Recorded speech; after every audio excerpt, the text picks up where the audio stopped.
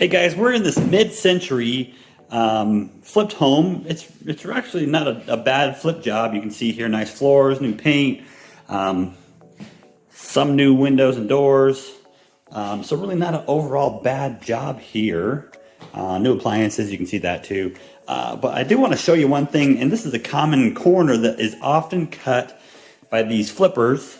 And it has to do with the plumbing, mostly with the electrical actually, and the dishwasher versus the garbage disposal. You can see there. So let's come in here close.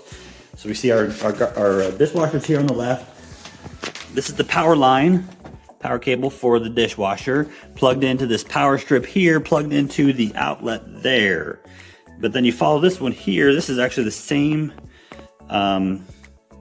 outlet for the garbage disposal. And here's our switch. So let's kind of see what happens. Right now they're both off, the switch is off. Let's see what happens when we turn them both on. So I'm gonna turn this on here. Watch the power light here on that power strip and listen for the garbage disposal.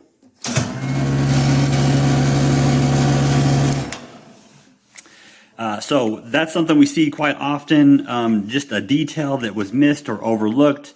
So this is pretty common. Really the right way, and I believe even code even says that the way to do this is to actually have both the garbage disposal and the dishwasher on separate circuits. That way we don't run into this issue. There are some other workarounds with like pneumatic buttons and whatnot, but they didn't take that step on this one. So this is obviously something we'll point out for these buyers here. The challenge here obviously is you can't run your dishwasher at the same time as your disposal. So another good find, a good catch for these guys, and obviously we'll make sure that they're fully aware of this and hopefully get that taken care of. This is Brandon with Mountains of Sound Home Inspection, and this is a 1-minute home inspection.